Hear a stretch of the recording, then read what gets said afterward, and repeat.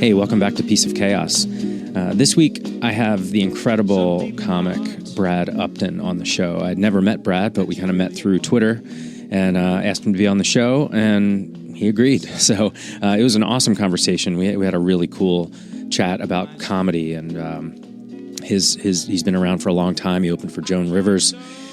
Just a great conversation.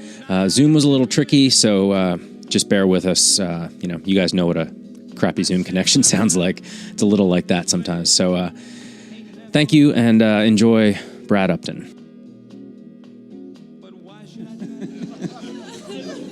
You've been married a long time, too. Your wife will give you a list of things to do around the house. Am I right, fellas? Little honey-do list. Can you imagine walking up to your wife and giving her a list and going, here, get this shit done?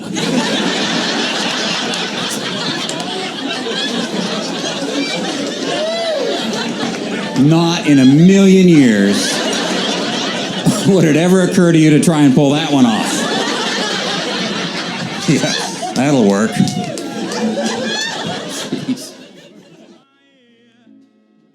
It's hard being out there with all these young kids. Yeah, well, I appreciate it. And the Dry Bar obviously made me find a huge group of people that ever heard of me, because I've been around forever. Yeah. I saw that with Joan Rivers, and I did a little bit of wiki searching on you. Am I? Oh, and you found the other Brad Upton that plays the trumpet? The trumpet player, yeah. Yeah. Yeah, man. I'd love to hear the story of, where you, like you said, Dry Bar introduced you to a whole new batch of people, but you've been around for a long time, doing it at a very high level, and that's pretty obvious in your writing and your performance. But how's it been for you? Well, it's been great. And, I had that first video blew up, the one about the millennials, and that thing's got that video alone. My wife and I were just talking about it the other day, because we were on vacation when it blew up, and all of a sudden I'm looking at my phone going, what the hell's going on? Yeah. And that first video on Dry Bar got 6 million views in 24 hours. Wow. It got 12 million views in 48 hours. It had 3 million views in 10 days. And now it's sitting at about 8 million. And that's been 3 years. But wow. I've told a bunch of comics, if this happened to me when I was 35 or 40 years old, it would have been a big deal. But I go, there's no 10-year plan for me now. I'm at the end, you know what I mean? And it's been a very nice, career validation, is how I look at it. I'm trying to go out and do some door deals right now and take advantage of it. Yeah. But because I've got the next one they released has like 58 million. On Dry Bar, I got about 170 million views. That's amazing. So it's been a very nice career validation. And but at this point in my life, it's not going to change my career arc. I'm at the end, I'm curious why you say that in terms of, just why do you say you're at the end when you have this to ride on right now? Well, I do, and I can ride it for a while. I'm 65 years old, I don't have a 10-year plan at this point. I'm just trying to keep working at this point. Yeah. But if I was 35 or 40, I'd go, oh crap, I can turn this into something else and build on this, right?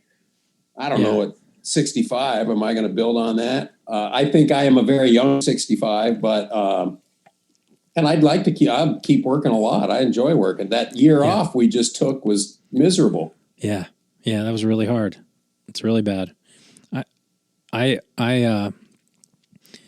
produce shows as well as perform, and I'm not comfortable producing in this environment. I don't want people to feel like, I don't want anybody coming to my show and that's the getting thing. sick, Yeah, I'm doing some door deals right now in September and October, and I'm spending a bunch of Facebook ads and on social media ads.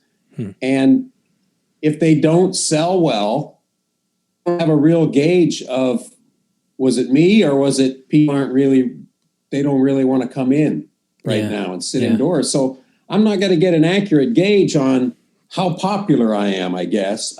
It'll be nice if I don't sell any tickets. I can blame it on COVID. If I sell a bunch, then I'll go, I could have done 2 shows. But it's hard to judge. Now I've got I've literally spent thousands of dollars promoting these shows, and they could all dry up in the next couple of weeks. All of a sudden we could shut them all down, and the club could say we're not doing them, and there's nothing I could do about it. Yeah. Yeah, it's Give me 3 seconds. I'm going to open the door for my cat. You got it, brother. All right, I'm back. All right. Yeah, I mean, with that kind of reach though already, like you could probably, yeah, I mean, you have a lot of opportunity to pursue. I don't know. I'm sure somebody's got to have told you to do a podcast, and work that angle as well. I mean, there's decent amount of money in that for a person that could launch with how many millions did you say are subscribed? Yeah. Is there? I mean, I don't know. I don't know if there is or not. Oh my God. Yeah. I have not thought about a podcast. Yeah. I mean, I've never even looked at the numbers on the podcast. It's everything. You don't need anybody anymore. No advertising, no middleman, no, your people find you and stay with you, and you can monetize it. You can get advertisers. You can get, and YouTube is actually 10x the downloads of, like, say, Apple Podcasts or something like that. Like it's huge. Just do a little look into, like, wow. Do you know Tom Segura? Yeah. Mm-hmm. I mean, look what he's doing. He literally turned his podcast into a production company. I mean, he's making millions of dollars a year on it, and I think you would do well. It's like Adam Carolla said, the best way to have a really big podcast is to be famous. So he's like, you have this giant reach right now. Yeah. That you can start doing. And I think you'd find it really fun, even if you're just shooting the shit, but also you could have a theme. Your story's really interesting. Being in the game that long, you have, I'm sure, some incredible stories, Joan Rivers, all that. I've had people tell me you got a bunch of good stories. I never think about it. 37 years. I do have a bunch of them at this point. Yeah, man. I mean, if you don't have a way to operationalize it or know where to begin, we can chat another time offline or whatever, and I can try to help you if you want. But I mean, there are people that, I mean, there's people that do it like that's their only job, is helping people launch podcasts. Like, basically they send you the microphone and then do everything else. But if you're like a person that likes to tinker, or you like a project, then it can be kind of cool, like, to learn how to edit and stuff like that. And I don't know, it's kind of up to you. I think of it as like a self-sufficiency thing. If you put a barrier in front where you have like you need to send it to somebody, or somebody else needs to do something, it's too easy to not do it. You know what I mean? It's too easy to be like, right. You know what I mean? Yeah, absolutely. Same can be true if it's self-directed too, because you could be like, well, I don't feel like it. Procrastination wins, But I understand that. That's a strong one too. Yeah. Yeah. So, yeah, I mean, I'd highly encourage it. I think it'd be great. I think your story is so inspiring in a lot of ways, because what you have now is the equivalent of, 10x what Johnny Carson could have done back in the day. Yeah, it's amazing. It is shocking, the numbers. When my stuff blew up on Dry Bar 2, I had a ton of guys that have been in the business for years that were all messaging me going, I'm so happy for you. I'm happy for anybody. Yeah. That it just shows that if, the right group of people see it can blow up, and all of a sudden, yeah. I think I had I had a fan with 300 people and I never did anything on it. I just ignored it. And now I got, I don't know, 50,000 fans on there now, I think. So, I mean, that's your people finding you. Nobody more surprised than me. Yeah. I mean, I'd say start career number 2 right now. They're all begging me to come to their town. Yeah. Yeah. And all right. Yeah. You've inspired me. I would love it. I would love to listen to it. I'm going to get some firsthand stories, but obviously I think this is the world we're in now, is that people realize, not just because of COVID, but I think largely in part to podcasts, comedians are, a very important voice, because generally we don't give a shit and we speak the truth. Yeah. And fans find that, they resonate and they stick, like they found you and they resonate with you because they like you and your sense of humor. You can have them, they want to hear what you have to say. They like your take, and that's not going to change because you're not going to change. So they stick and they, you know what I mean? So it's like, the concept is you don't need everybody. You need your people. Right. If 50,000 people. Yeah, that's encouraging because, as comics, I think as comics, we are always so worried the last show or how did that go and did they like me or not. So I think you still have that, even after this long, you have that mindset of will they like me? Did they like me? That's the other thing about the was for 30 plus years, no matter where I went, if it was a club or a corporate event or a cruise ship, whatever. Yeah. When I walked out on stage, most of the audience had never heard of me, right? So they had no expectations, and hopefully and generally I exceeded their expectations. Right. So 30 plus years. And then all of a sudden, a whole bunch of people are coming to my shows that have already seen me. Yeah. And they have a high expectation. And I feel like, oh, wow, this is weird. I've never had to. I have an audience now that already knows who I am, and I'm like, I hope I meet their expectations.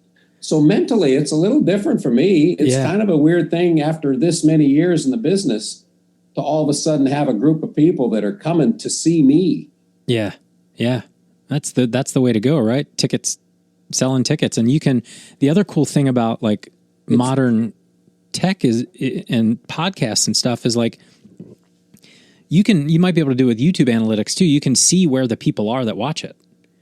So like you can go to a town no one's ever heard of and sell out because there's a group of people that's your people, you know what I mean? And it might be weird places you never toured before, whereas you had to do it kind of like, we'll see how I do in this town.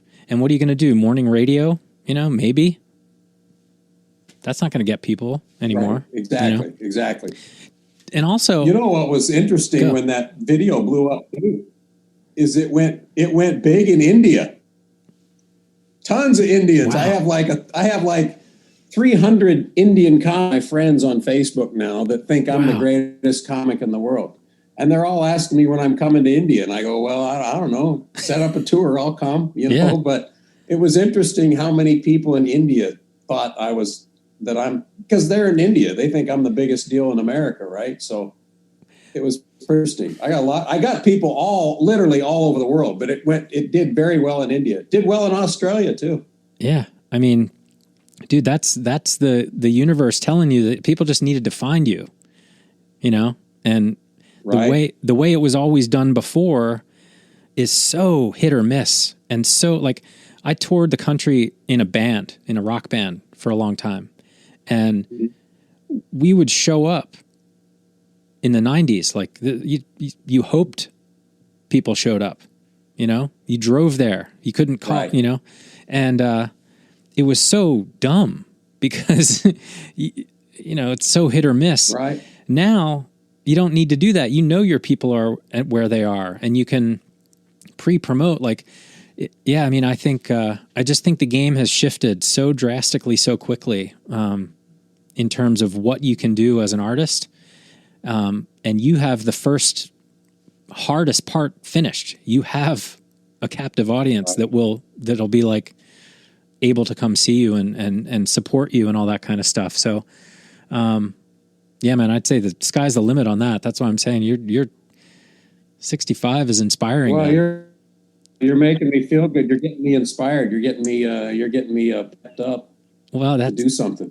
I had a record producer, a record executive in Nashville told the same thing. He said, when you put out an album, he goes, any of these people, you get fans, then they're your fans forever. He goes, you can put out 3 shitty albums and they'll buy the next 3 shitty albums. Absolutely. And he goes, and they won't hate them because they like you. They're your fan. And I went, that's hard for a comic. It's hard for us to believe that. You know what I mean? But I get it. I understand it. But I think it's probably different for me. Well, you're a fan of comedy too, right? So, you... Absolutely. So if you go see one of your friends that you've been doing comedy with for 10 years and they tell your favorite joke, you're not upset to hear it again. It's like a song. No, that's right. That's the other thing too. The other thing that I'm dealing with, and it's always been this way in comedy. Now I have people that see these bits on, and they want to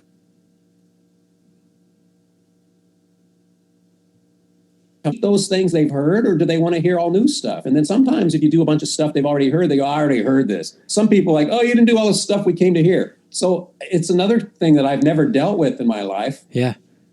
After all these years, I don't know what, do I give them old stuff? Do I give them new? I try and mix in a bunch of new stuff. I try and write some new stuff. But that stuff about millennials that's got 86 million views, I don't even do that now. And I don't know if people are disappointed or not. I don't know. I think the answer is some are and some aren't. And it doesn't matter as long as you're having fun, right? Like, it's like that, the idea that you do a show and there's 150 people in there, whatever, 250 people in there, and 3 people didn't laugh, or you saw them with their arms crossed, not paying attention. That's who you concentrate on, first of all. And then maybe there's, 20 people, and this is before people knew your name to buy tickets for you specifically, but like maybe there's 20 people are in there that are like, damn, that Brad Upton guy was awesome. I love that guy. And another 220 don't remember your name, are hammered, and, doesn't matter. So you want those 20 and you want to ignore the 3. Right. But it's hard. It's hard as a comic. You can't. Like you're just no. It's so crazy. We're so weird. But I would want to hear the hits. Exactly right. If I saw you and you did an hour and 45 minutes of it was new and stuff I'd never heard, and then you'd launch into a recognizable thing, you're gonna be like, oh, he's gonna do it. I would, because I'm a fan of comedy. Right. Like, so I would say, I mean, you just talked about guys that you've known forever. I got comic friends that I've known forever, and I know their bits, and some of them I wait for every time. I want to hear that bit. Yeah. I think comedy fans it makes me fun, 40 times. Yeah. I mean, I think comedy fans are more sophisticated now, and I really, because of YouTube and podcasts, and they want more connection and more genuine. We know the person now, so the expectations are higher, but it's also like you're ready to meet them because you're having so much fun, and you're like, these are my people. I can play because they're already in, Right. No, I recognize that too. Yeah.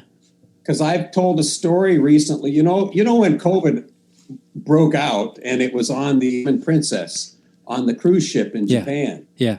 You remember where it all started, that ship? I was the comic on that ship. No way. I was on that ship where COVID started. Yeah, I was the comic on it. So I've told that story stage, and I don't really have any jokes for it, but I tell the story, and I realize it's not getting laughs, but people love hearing the story. Yeah. You'll find a way to make it funny. Like you said, I think they want to connect.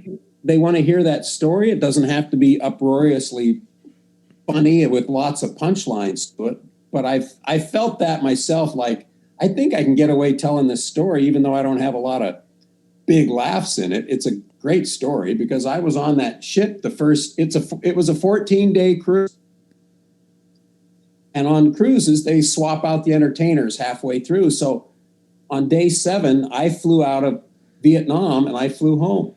And I from Vietnam to Taiwan back to Seattle, and I'm sitting in my chair at home 48 hours after I left that ship, and they go, there's a COVID outbreak on the Diamond Princess in China. I'm like, holy shit. I just left that ship 48 hours ago. So I have a whole story about that. And people like hearing the story, but of how I came home, and I thought I was carrier number 1. Yeah. All over North America. Jeez, so in January or something like that, February. Wow.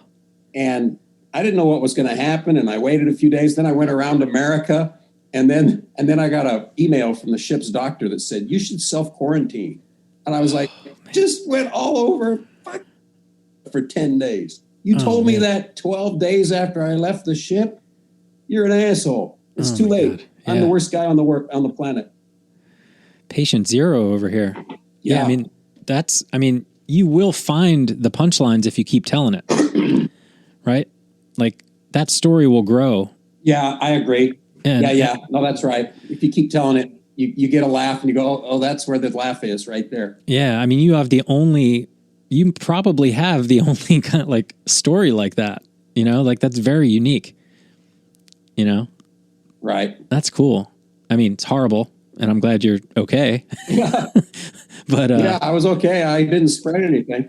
God, that's bananas, man. We just, I don't even I started this podcast during the pandemic and it's really hard to get away from it as a topic.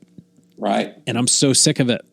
And so the fact that you have a good story from day one is gold. Like that's amazing because my days have been exactly the same basically for 19 months.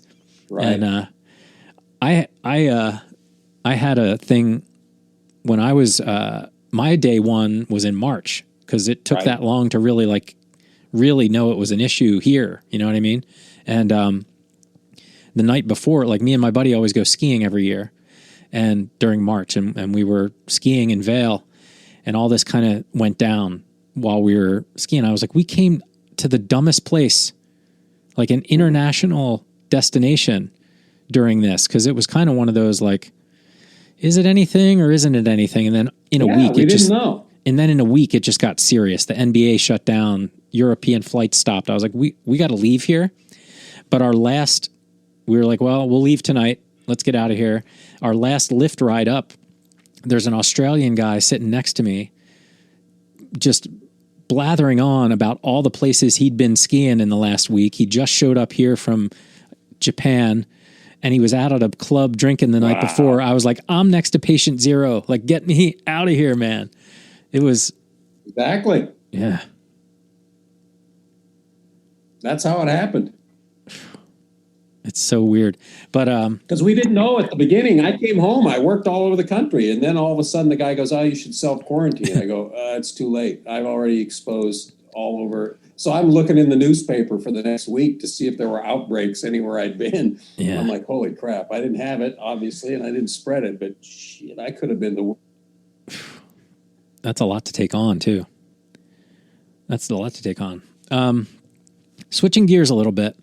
Yeah. Then it would have been dry bar star. Yeah. Yeah. You would have been in, that would have not been as good for your career, I don't think. No. It'd be, yeah. Oh man. Yeah. People took a lot of shit going out a little too earlier last year. A lot of comics that were like, yeah, I guess it's over. Let's go. Very dangerous. Right. But it is interesting. You're in Seattle now? Right. Yeah. I've been here my whole career.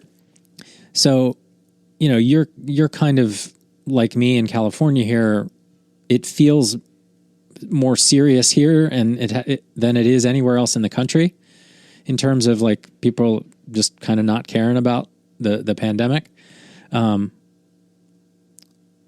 So it's it's very strange to think about now versus when it first started, how we dealt with it in all these different states differently. And yeah, when was your last show before everything shut down? Do you remember? It was March 13th. It was March 13th. Yeah. And that was it. And then even that night, it was like, wow, are we doing a show tonight? Are we going out? Yeah, we're doing a show. Okay. Yeah. And that was it. March 13th. And then it was over with. Yeah. And are these dates that you're doing now, your first dates out since, or have you been doing dates in between? I've been pretty busy since about the middle of May. I got real busy about the middle of May, and I've been pretty busy since then. So I feel like I'm back firing cylinders again. Nice. No, that's really cool. That's really good. Yeah, my buddy Sam was been touring, and it's just people are getting creative. We can do comedy outside now. If you can create a cool outdoor venue, that's good. It's opened up a lot of possibilities. Yep. And I was very careful about the setting and sound when it comes to comedy, which just goes out the window when you do outdoor. Right.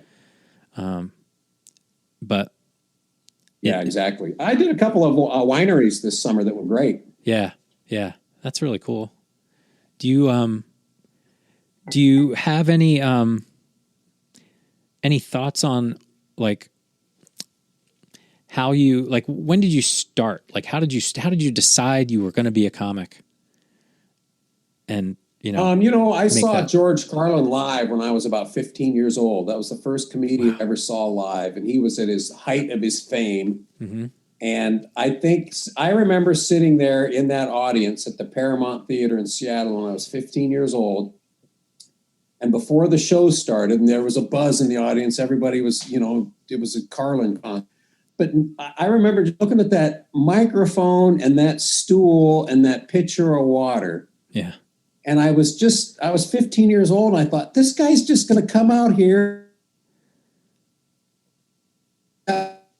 Microphone. I was fascinated by that. I was just blown away that this guy was going to come out with nothing but that microphone. And I think that's when I already liked comedy, but then I watched comics on Johnny Carson any chance I got. Yeah. And I've always loved comedy, watching comedians. Yeah. Always. Yeah. And I think when I was 15 years old, just seeing that microphone and that stool and that picture, I was just fascinated by that. Yeah. And then as I got older, I kept thinking, you don't have anything that tells you can do it. Right. Even before I did stand-up, I thought, I think I can do this. I think I can do this. You don't have any. I was teaching fourth grade, so I was standing in front, talking and making them laugh, but I didn't have any, and I've told people entertaining a room full of drunks and a bunch of 10-year-olds is the same skill set. It's exactly the same skill set.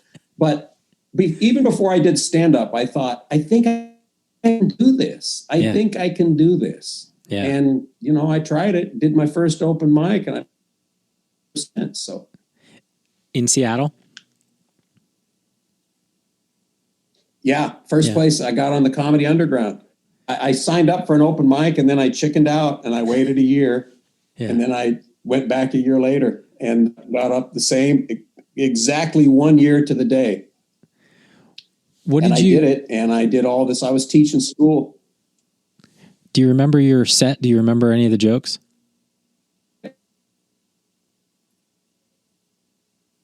Oh, yeah. It was all about teaching school. It was school teaching jokes because I was teaching fourth grade at the time.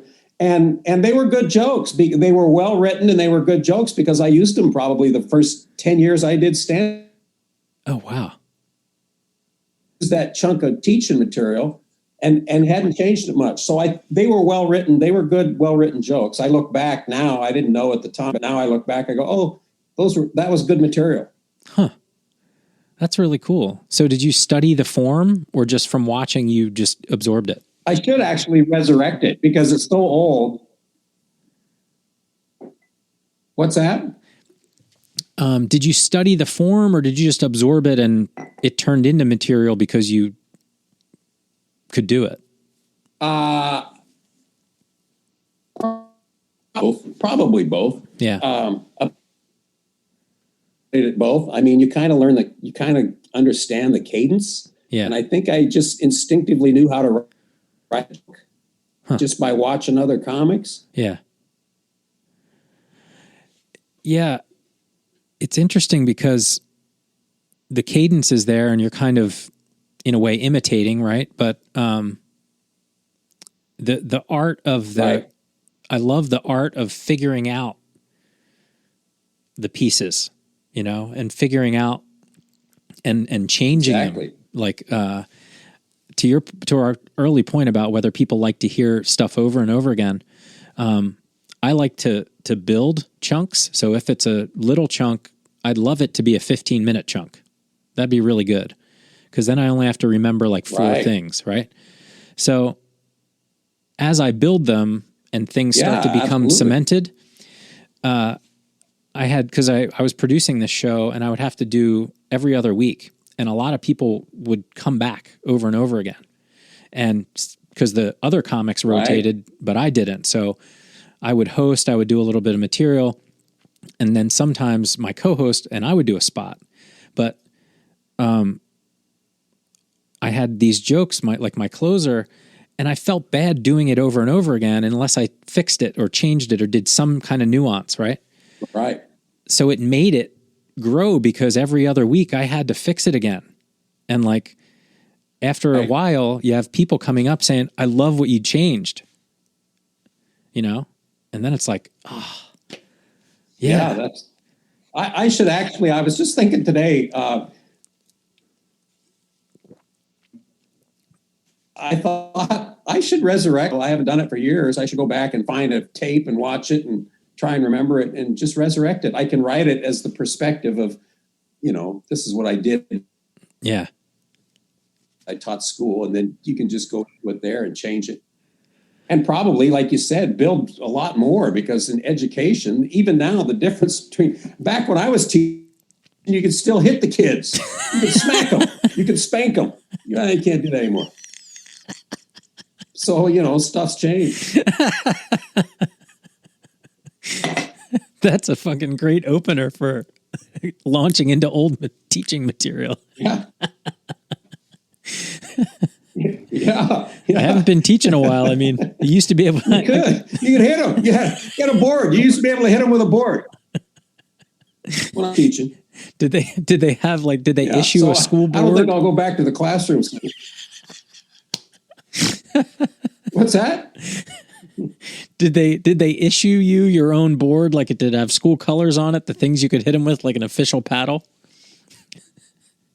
No, there was one down in the principal's office, though. There was one in the principal's office. You could use it. Oh my God. That's bananas. I don't think it worked like they thought. Oh man, that's amazing. I got smacked. I got swatted in junior high. I had nuns, and they had a big like pointing stick, and they would I've heard of that. Smack the top of. I never got hit with it, but real damn close. Like they would smack the top of the typewriter if you looked up or if you looked down at the keys. You know. Wow. I'm a really good typer now, but like. Where was that? Where'd you grow up? Pennsylvania, just outside of Philadelphia. Oh, okay. And all right. Yeah, they would scare the shit out of you with that. I was just after they were allowed to hit you, so they had to hit something near you, and they must have been so frustrated. Yeah, they were holding back. They were holding back. It was killing those nuns. That's so funny. I want to hear about Joan Rivers a little bit, if you don't mind. Like, I think she was an incredible person. I know you opened for her, and just love to hear any tidbit you'd have to tell me about Joan. Yeah, she was a sweet, sweet lady, and I opened for her at a casino in Spokane, and then 8 years later, I opened for her in a casino here in Seattle. And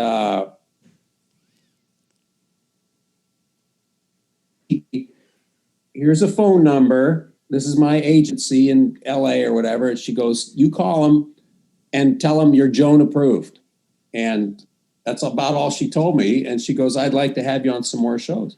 So I called down there and told them who I was and that I was Joan approved. And they go, well, you know, look at her schedule. And so she had her schedule online, and I told them which dates I could do. And then they started feeding me dates, and I had shows with her. And I probably did over a couple of years. I went out with her for a couple of weeks, a couple of times, and then they'd be single ones here and there. But I did about 20 shows with her, and she was just as sweet as could be, and such a great comic. That's, you know, talk about wanting to watch somebody. She came out for 70 minutes and put her foot on the gas, and it didn't come off for 70 minutes. She was just bang, bang, bang, bang, bang.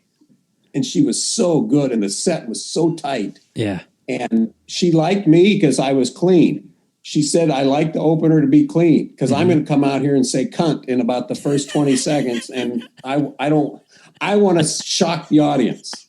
I don't want you to do it. You come out and be funny and you be clean. Yeah. Because I'm going to come out here and, you know, light it up. So that's why she liked me. Oh, and she'd do a shot of vodka. First she'd go out, just one shot. Yeah. And then her show was so good, and she was so sweet and so nice. And she did a show every Tuesday night for years and years and years. Wow. Just a room in Brooklyn, just so she would stay sharp. She wanted those reps. She wanted to get in the batting cage and hit, you know. She didn't want to go 2 weeks off. So every Tuesday night, she had a room in Brooklyn. And you know what else? People don't know this. She had on Wednesdays in Manhattan, she had a little route. She went and did Meals on Wheels and delivered meals for shut-in seniors around Manhattan. Wow. And she did that every Wednesday, and she would sit in the apartment with these elderly people that were her age, basically. Yeah. And she'd sit there with them while they had lunch, and she'd deliver it to them and spend a few minutes with them. And she did that every Wednesday. And not many people know that. And she was just so sweet and so kind. And then she started using, after a while, I worked with her for, 2 or 3 years. And then she started using an a cappella group for a while. And she didn't use comics anymore. And I'm not sure why or how that came to be, but I think towards the end, she was using an a cappella singing group. That's strange. I mean, she's a legend, man. She was so funny and so sharp and just... Oh, she was great. Just like I watched her in awe, and especially from the side. She had a little 3-piece band at each gig. She had a 3-piece orchestra that would play her on. Yeah.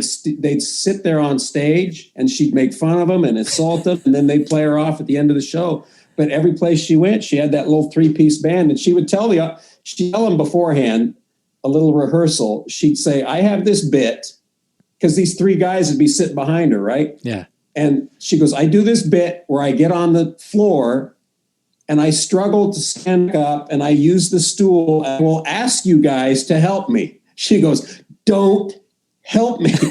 I will beg you. I will curse at you. Just sit and watch me. She goes, the audience is going to get pissed. They're going to tell you to go help her. Don't help me. She goes, once in a while, one of you assholes who was raised correctly will try and help me. Don't help me. So she would do this bit where she laid on the ground, and then she's trying to get back up, and she's old lady. She hysterical, and it was great. But it was funny at the rehearsal where she had to emphasize to them, "Do not help me, because I'm going to beg you to help me. Don't help me." That's amazing. It was really funny. That's amazing. Oh yeah. Man, that's funny. Yeah, she's inspiring, that one. I can't remember if I was there or I think it was my mom that went. Like, my mom went to watch her live. Yeah, I'm pretty sure that was it. My mom went to see her live Tonight Show, the Joan Rivers show, when she had it for a while there. And I remember her from from sitting in for Carson. That was my, like, watching her fill in for Carson is where I first saw her. And I just loved, I mean, my favorite part of Carson was when Johnny would be hammered and Johnny would make fun of him for being hammered, and like when Dean Martin was on and all that kind of stuff, and they would just bust each other's balls, and Johnny was so dry. I love that stuff, man. I think that might be, you know, it's inspiring to see. I think that's one of the reasons I really like your comedy is it reminded me of that stuff so much, you know, like, because your delivery is so crisp and good and like, oh, that's a huge compliment. Yeah, I mean, you're like a modern comic. It's almost like I feel like you've evolved what you grew up. Comedy had a cadence in those days, you know? Right, absolutely. And so you can tell that you have that ability, but somehow you've jumped into this era of really sharp comedy and relevant comedy, and it's just awesome. Like it's really good. Like your jokes are so good, and I'm just like, damn, man. I didn't know. I appreciate that. I know that young people like me, and that really flatters me. That, you know, sometimes I'll have people come. I'll ask some people after a club. They'll go, you know, when we first walk, it'll be some guys that are 30 years old. They'll go, you know, when we first walk, like, oh, fuck, this dude's old. But, man, I'll tell you, you're hysterical, man. You're fucking great. You're so funny. And so I'm always flattered when people that are young or half my age or something that think I'm terrific or great. And I'm very flattered when I get that. Yeah. Yeah. Well, you deserve it, man. I was thinking, too, and I forgot to say it earlier, the audience thing. Do you find, and maybe you never asked, but I always find it fascinating that most people at a club have never been to a club before. It's shocking to me how many. I still get people go, this is the first live show you're the first comedian I've ever seen live. I'm like, how? What? Yeah. How's that possible? Yeah. So, where have like, you been living?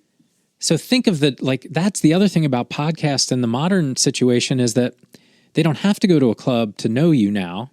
Yeah, that's weird. And the numbers are so small of the people that actually you were trying to capture, right? Like I was saying before about the numbers, if there's 200 people in that room and 10 like you, that's such a small target to hit every time with that 200. Whereas now, everybody will find you. And man, you'll just crush it. You're just going to crush it. I'm excited.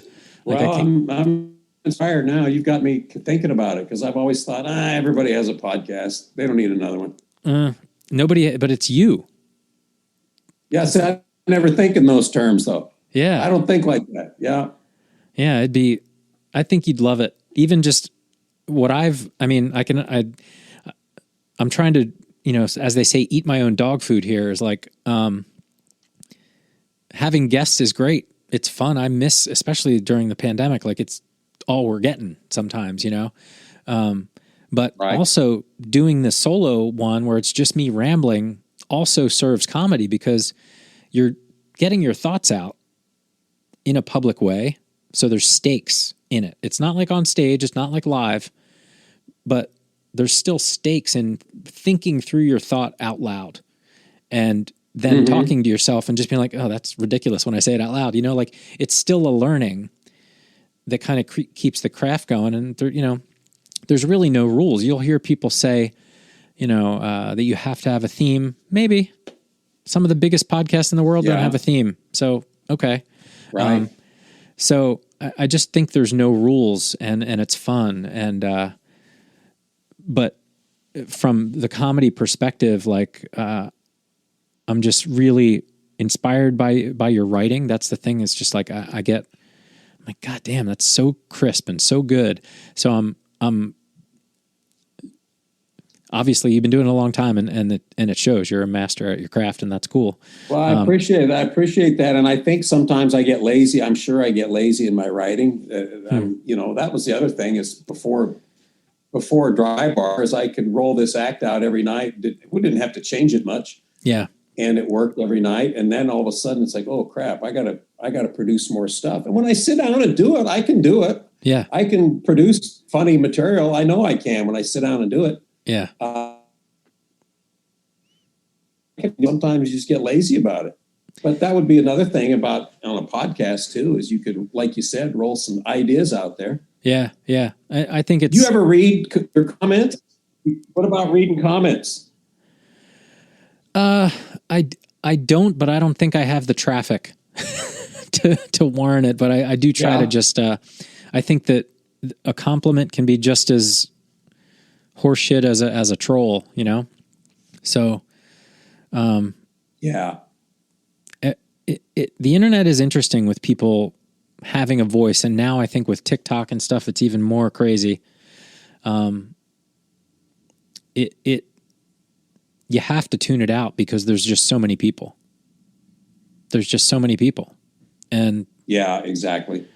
The ones who are inclined to go purposefully shit on people online that's just what they're going to do. And then right. It's like, if you love something enough to put a comment on it, it's probably going to be complimentary. But to hate shit's easy, and it's kind of fun to just go around doing that for people. I don't get it. I have other things to do, but it's just like, I guess I get it, you know? Like, I'm always amazed that people take the time to write the shit they write, whether it's on Facebook or... That's the same way. I'm like, well, just scroll past it. You know, just scroll. Why did you take that time to shit on somebody? I just don't get it either. And yeah. But we as humans, you can't help but you're scrolling through. You're like, oh, what an asshole. And you want to address it, and then you don't. It's like a heckler. It's like, do I ignore him or do I address it? I generally ignore it. I don't respond to it. But some of them you want to go, all right, meet me somewhere. I'll meet you somewhere. We'll talk this over. What about hecklers? What about hecklers? What do you? What's your favorite heckler story? Well, you know what? I've told people this, and I told you I taught fourth grade, right? So when you're learning to be a school teacher and you're teaching 10-year-olds, you learn this in college before you're ever in a classroom. Don't reward the negative behavior. When you have a kid in the classroom that's trying to be an asshole, he's tapping his pencil on the desk because he's just bored and he wants you to go knock that off. Would you stop hitting your pencil? You rewarded the negative behavior, right? So that you gave the kid exactly what he wanted. He wanted a little bit of attention. Negative, positive, he just wanted some attention and to show off for the other kids that he got the teacher's goat, right? So you don't reward the behavior. So when I started comedy, immediately I recognized, oh, these assholes they're like an obnoxious 10-year-old. Yeah. And so, you know, you learn how to deal with a heckler, but my first and best way to dealing with a heckler, absolutely ignore it. Like I didn't hear it. Keep talking. I didn't hear it. I don't respond to it. And if you've ever been in a crowd where you've yelled something to somebody and you don't get a response, you feel like an asshole, right? Because you're like, oh God, they didn't even respond to me. And the people around you are looking at you like you're an asshole. So that's my first response almost always with a heckler. I don't have them that much anymore, but you still get them. I ignore it, act like it didn't happen. And that almost always is the best way to deal with it. They stop almost right away if you don't reward the behavior. Yeah. That's so interesting. And isn't it funny that some people make a career out of like heckler response? Like they love it. Crowd work. Right. I've seen those videos. Yeah, I know. And then you're asking for it because then people are going to come to your show because they're going to, oh, this is the guy that fucks with hecklers. Yeah. And now I'm going to heck. I'm like, I don't want to be that guy. I don't want to be the guy in the audience. I don't want to be that comic. I've told this before on the podcast, but I'll give you the brief version. The best heckle I've ever experienced in my life. There was a group of drunks at the show that I produced all the time. And they started before the show even started. I knew it was going to be a nightmare. I knew they were going to be a nightmare. Right. And they were the whole time. They messed with every comic, no matter, it was horrible. And, but we all dealt with it, whatever. And then the last guy, the second to last guy, so the feature eviscerated him, like just tore him apart. It was impressive. the guy leaves, and we're all like, finally. Right. Finally. And when then the headliner comes out, she's about 10 or 15 minutes into her set. This guy left the bar. I don't know how he did it. Returned with a mariachi band and marched them through the show. Hired a mariachi band. I swear to God. I was like, you win. Like, literally, Jessica Singleton was just like, I've never heard that story before. Oh my God. I've never heard that. That's great. Oh my God. I was like, this guy is the king. Like, he wins. I'm glad I hope it cost him $1,000. Like, yeah. Yeah, it was. That's hysterical. I've never heard that story before. That's great. But how lucky to find a mariachi band available. Right. So, you guys want to make $1,000? Come here. Yeah. Oh my God. They were in uniform, and it was amazing. It was amazing. But yeah. So what is your favorite joke that it can be it can be yours, it can be anybody else's, past or present. What do you think is like your favorite joke?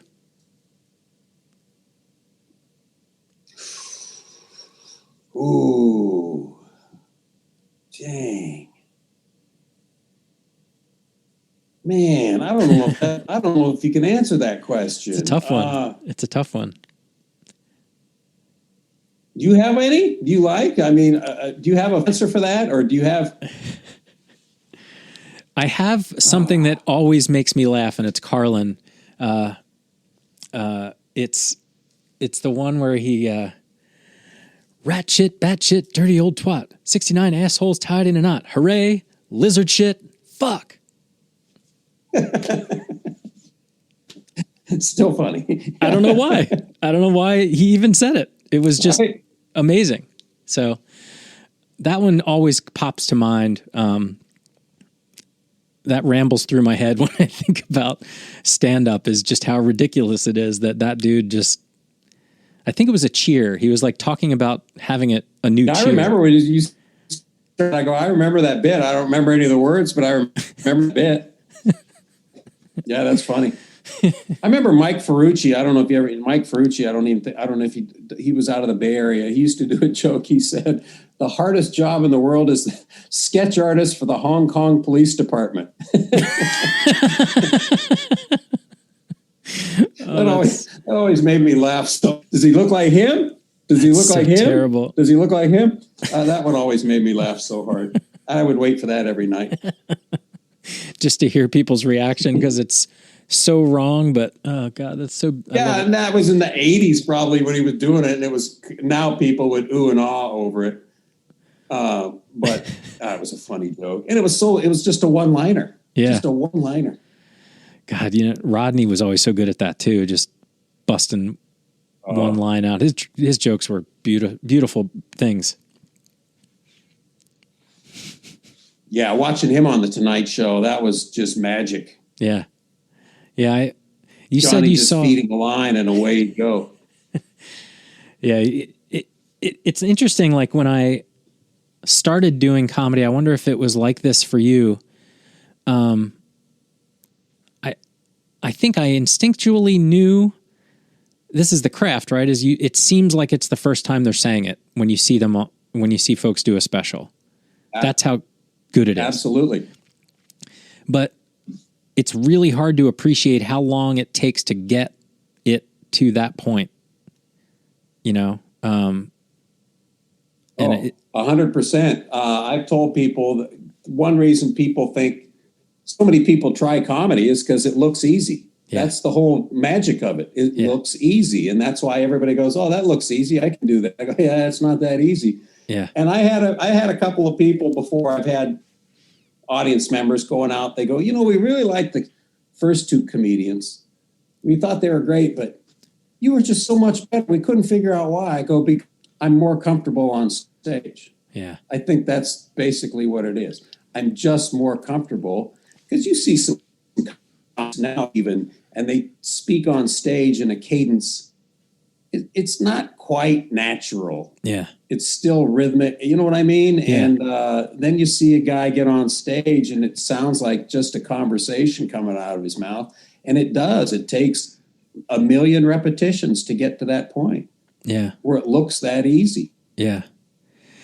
Yeah. I have I just have the most respect for the craft of it. And I feel like I love when I hear it, like, especially when I hear it and I see somebody live and you're just like, man, they worked hard on that. Like you can just tell the words they choose when they do it. I have a buddy of mine. He's a great comic. His name's Blake Wexler. And I've seen him so many times. He's so funny. And he has this one joke that purposefully he moves his hand on the microphone a certain way, and it just works so perfect with the joke. And the first time I saw him do it, I was like, that planned? And he was like, yeah. I'm like, gold. Like it's just those little kind of things. You're just like, oh my God, that adds so much to the joke. And you got to know that that's happening and see that it was added. And I think you just appreciate it's like seeing a live version of your favorite song, right? You're just like, ooh, they played extra in that absolutely. part, you know? So it's fun. You have albums out. Yeah. Yeah. I have like 4 of them. There's some repeat material on all of them, but I think there's 4 of them. First one was in 99 and then 07 and, I don't know. Like traditional record but deal now, stuff? you know, they were all DVDs, but that I self-produced and recorded and self-produced. Cool. Now, that was a way for a long time. That's what you sold after shows to make some extra money. But, you know, unless it's there's nobody's buying any CDs or DVDs anymore. There's nothing to sell. I mean, there's some people now buy the downloads, those kind of things. But I feel like you just saw my show. Are you going to buy it and listen to it again? Didn't you listen to comedy albums over and over again? Yeah, I have. I did. I mean, when I was a kid, man, I listened to them all. I had a bunch of them. Cosby, Smothers Brothers, George Carlin. I listened to all that stuff. But even now, there's no physical, there's no album anymore. So there's no DVD anymore. But the people still want to stop and talk to you for a few minutes after the show. So if you got something to sell, they'll stop and just for that moment to stop and talk. Well, you know, what's interesting is what's coming back and it's expensive to produce, but you can sell it for a lot as vinyl.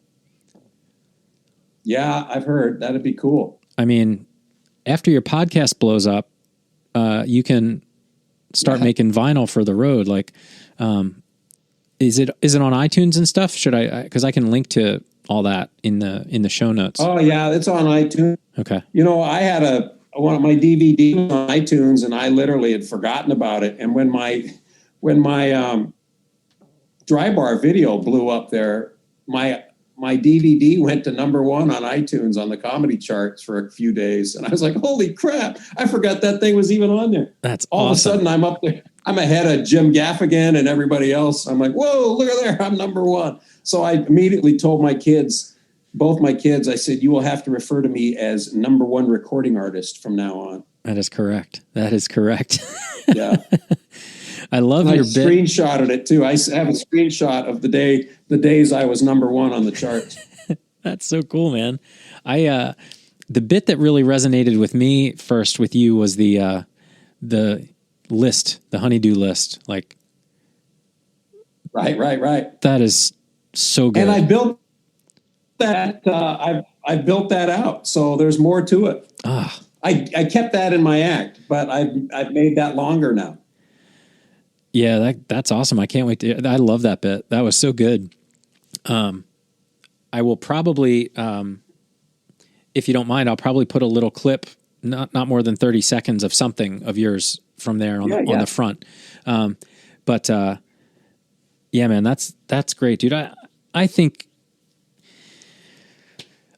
you are drastically underestimating your capability right now in what you can do with, well, I appreciate hearing that. Yeah. We should. I appreciate you saying that to me. Yeah. Because I feel like I'm disappearing again. So I'm like, I need to get back out there. Yeah, I mean, here's the thing, and you'll appreciate this, I think. And this is the way I think about it, is I don't care if anybody listens to it, but I'm extremely happy if they do. And I have zero control over that at all. So it's kind of just for me, and anything other than that is great. You know what I mean? So I think it's like, as long as you're not like, I need this to take me to the next level or some bullshit like that, as long as that's not your goal, then it's all gravy, right? So I don't know. I think if you watch what's happened in comedy over the last 15 to 20 years, this is the future, because it's almost like everything is getting more and more specialized because everybody has access to everything. So to get people's attention is so difficult. Once you get it, how do you hold it? Consistency. I mean, that's one of the things with like, and consistency and like being good, which you don't have to worry about. Like you got that covered. So like you'll notice, I've noticed you've like replied a couple times on the Fridays when I do that. I think I've been doing that for 7-8 years without a miss. And now it's like a OCD. Like I can't not do it. Yeah, I look for it on Fridays now. I'm like, where is that thing? It's going to pop up. I gotta retweet that. Where is it? Where is it? I don't even. In fact, what are the origins of that? Tell me that. So when I started, it's old. Like when Twitter first came out, they had this hashtag Follow Friday or Follow Funny. It was Friday. I thought of it as Follow Friday, which was like, that was the way people built their Twitter following, was like suggested, because it was new. Like it was new. Nobody had Twitter, and you didn't know how to find people. And a lot of people used crazy Twitter handles because they didn't really realize it would stick with them for their whole life, or become something. Yeah.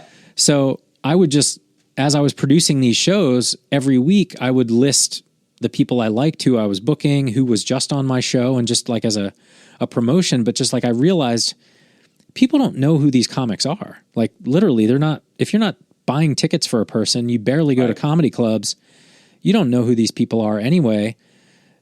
So I was like, well, I'm producing this amazing show in Los Angeles well, at that time it was monthly. I need people to know who these people are, because it's fucking great. Like I'm laughing my ass off for 90 minutes and nobody knows who these people are. And I pay them as much as I can. I give them beer, and I'm like, Jesus Christ, man, you're on TV, or you're in this show. And it's just like, yeah, well, who gives a shit, you know? And, so it's just like, I just started doing it. And then I just have this weird consistency thing where it becomes, well, I got to do it. I promised myself I would do it. And the podcast became that now for me too. Is like, even if I don't have a guest or whatever, I'm like, well, I got to do it. Like this, I made a commitment to myself. I'm the only one watching. And then the Follow Friday thing on Twitter started with comics just being comics, like throwing shade, or like Adam Cousins was really funny because I'd always put him at the end of the list. And it became this like running joke that if the other comics were in this other order or something, and he would get all bent out of shape online in a silly way, and it would create this little banter, and it just made me smile on a Friday. You know what I mean? So it was just like, I didn't know anybody was paying attention necessarily. And it's like everybody I talked to is like, holy shit, you do that Friday thing. I'm like, yeah, I try, you know, and people think it's a bot, or how do I do it? I'm like, I literally just think of people. Actually, the first 3 comics on the list are always the same and have been consistently. It's Jen Murphy, Blake Wexler, and Lauren O'Brien. And it really got solidified when Adam started playing that he wanted to be on the top of the list, and Jen Murphy was just like, no way, that's my spot. And it was like, well, we got to keep it that way. But it's just a fun little thing to make sure people pay attention, and if they're on Twitter, follow them. If you're not, and Right. It's like to keep it cool. in mind, but I just think of them and I'll go through the list. Sometimes it's alphabetical. Like I'll look, but I don't get everybody every week. Some weeks I have more time and I'll do like 20 of them, but, it's just like a little Friday ritual for me. To bust somebody's balls now. Oh yeah. Yeah. It's sometimes it gets really funny. Like people really get into shit on there. It's really funny. And, right.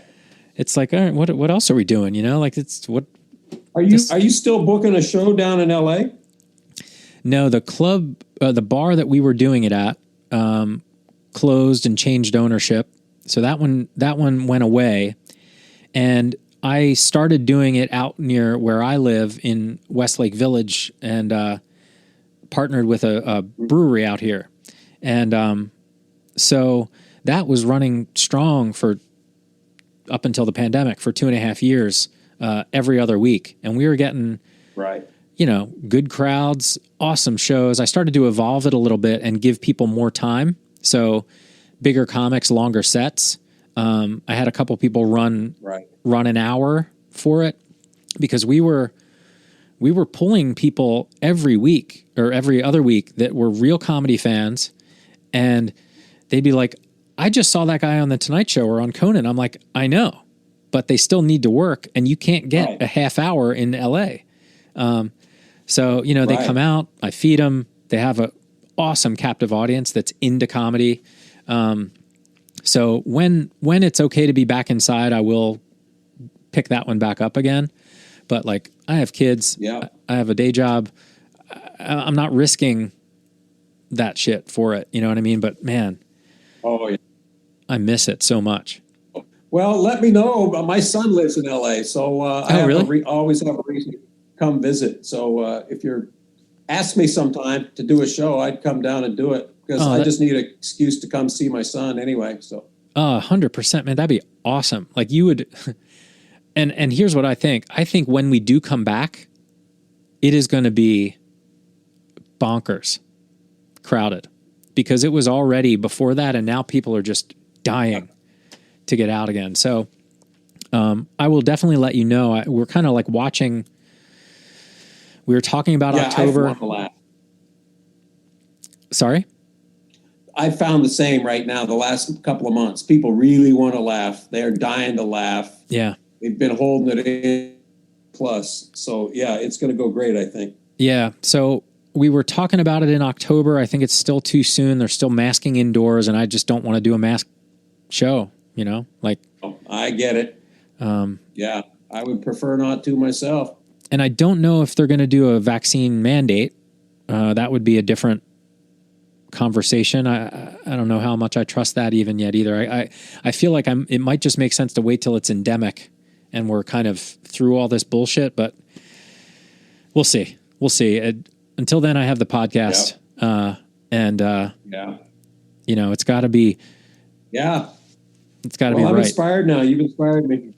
I'm excited, man. I can't wait to hear it. I think let's just talk offline. We'll set up another like daytime chat, and I can take you through kind of your options and stuff like that because there's lots of avenues. And to me, I think I'd love it. I appreciate it. Yeah. So yeah, I mean, hey man, I really appreciate your time. I really, really do. I think you're just an awesome comic, and I just appreciate you and thank you for continuing to do it, and thanks for doing the show. And thank you. I appreciate it. Man, this has been just a huge honor and so much fun talking to you, Brad. I appreciate it. Thanks for asking me. Yeah, man. We'll be in touch. Talk to you soon. Yeah, brother. Be well. All right, man. Take care. Bye.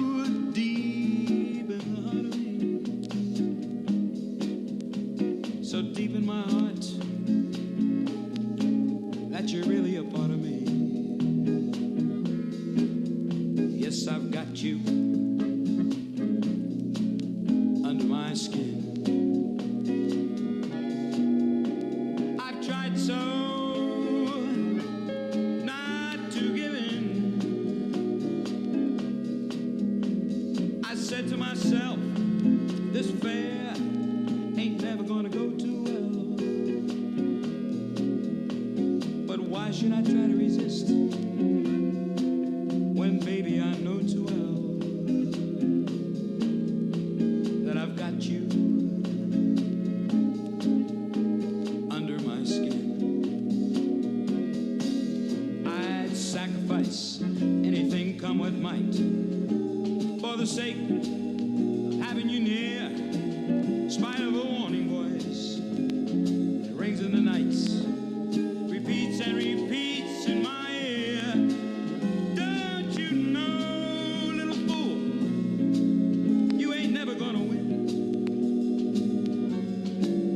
Use your mentality, wake up to reality. But each time I do, just the thought of you makes me stop just before I begin. Yes, I've got you under my skin. Hey there, you with the stars in your eyes. Love never made